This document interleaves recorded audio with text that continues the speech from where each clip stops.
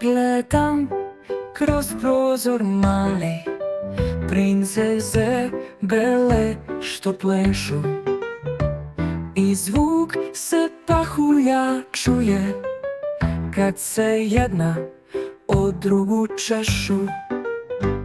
A vetar zavija kraj kuće, dok ptica na prozoru stoji. Suze mi krenu na oči, teški su uzdasi moji. Ptičica mala me gleda, njen pogled traži i moli, bar nekoliko mrvica malih koje baš najviše voli.